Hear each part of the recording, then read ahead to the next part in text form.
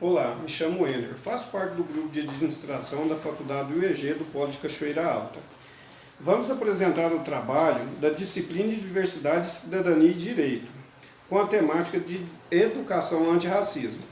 O ensino da história e cultura afro-brasileira e africana no Brasil sempre foi lembrada nas aulas de história com o tema de escravidão negra africana. Uma primeira reflexão que devemos fazer sobre a palavra escravo, ela era usada a pessoas em determinadas condições de trabalho. Portanto, a palavra escravo não existiria sem o significado do que é o trabalho escravo. Quando nos referimos ao escravo africano, nós nos equivocamos, pois ninguém é escravo, as pessoas foram e são feitas escravos.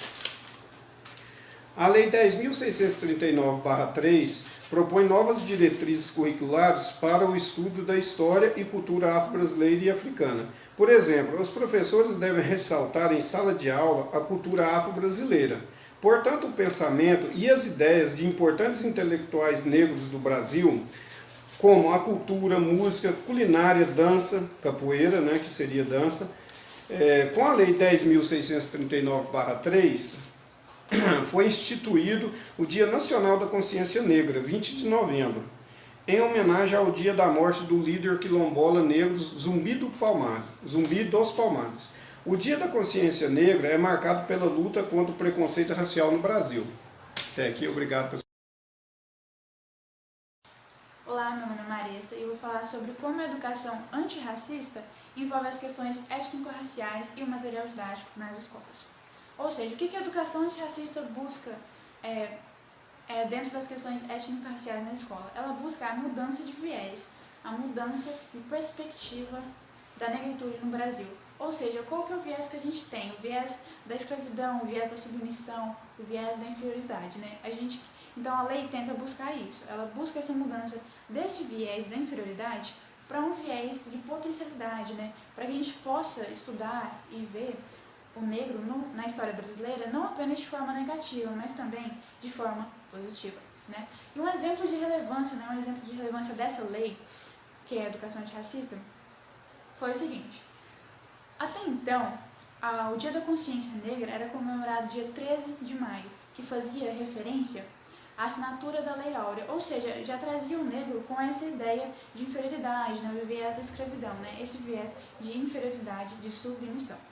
Ou seja, então fez-se a troca assim, o seguinte: o Dia da Consciência Negra era comemorado dia 13 de maio e ele passou a ser comemorado dia 20 de novembro. Por quê? Dia 20 de novembro coincide com a morte do Zumbi dos Palmares, que foi um guerreiro de muita importância para a negritude do Brasil. Ou seja, ele foi um guerreiro que morreu lutando pelos direitos, né, dos negros na época da colônia, e vale ressaltar que ele foi o último líder do Quilombo dos Palmares.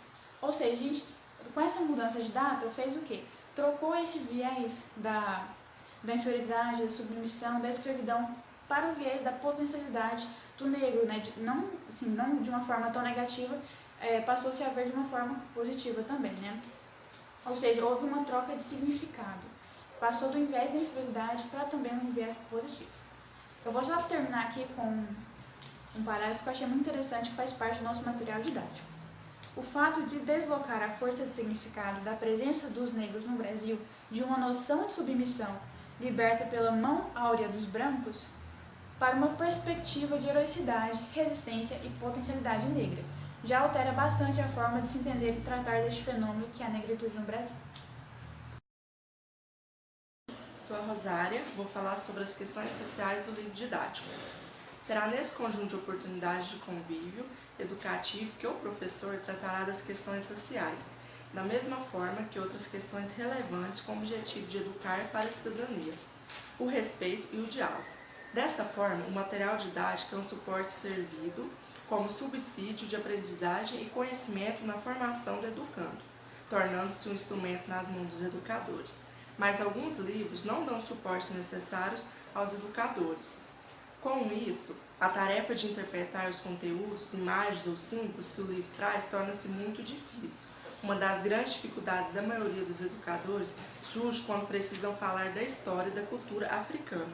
a dificuldade é maior, talvez não por parte do educador, mas pelo suporte oferecido pelo livro didático, visto que em alguns, como os livros do ano 2004, por exemplo, a referência aos negros era por meio de figuras de escravos, era a figura de um negro sendo castigado, às vezes apresenta o negro como animal exposto ao ridículo, apanhando em público com afeição alegre, como se não estivesse sentindo dor alguma. No Brasil, ainda existe um lado preconceituoso, às vezes não se aceitam a diversidade de culturas e os novos educadores ainda não estão bem informados sobre essas questões na educação. Olá pessoal, meu nome é Jéssica e eu vou tratar aqui com vocês sobre o tema questões étnico-raciais nas salas de aula. Os professores devem trabalhar com a questão étnico-racial, porém ainda tem complicações e tabus a serem quebrados em salas de aula.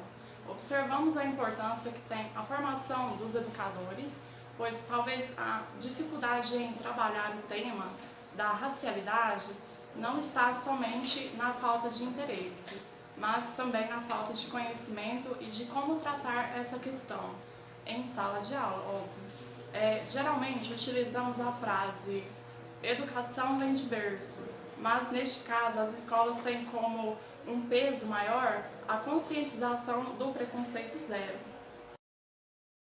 Olá, meu nome é Nayara. Bom, nós vamos finalizar o nosso conteúdo sobre educação antirracista utilizando uma frase de Nelson Mandela. Ninguém nasce odiando outra pessoa pela cor de sua pele, por sua origem ou ainda mais pela sua religião.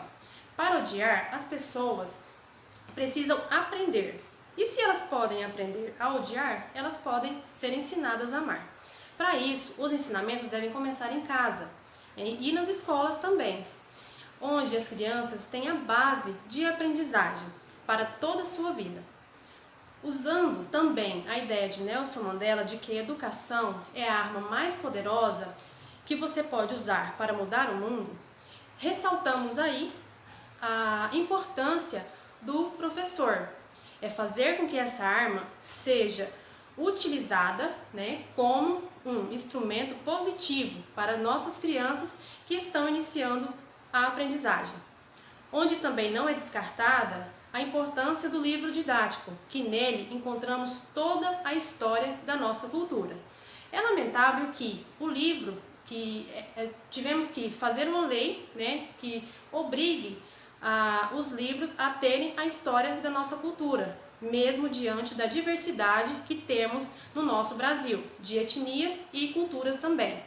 Lembrando que a lei ela foi criada justamente para isso, para poder unir as crenças, os valores, a diversidade para a gente poder criar um mundo melhor, fazer um mundo melhor, para que todo mundo tenha seus direitos garantidos.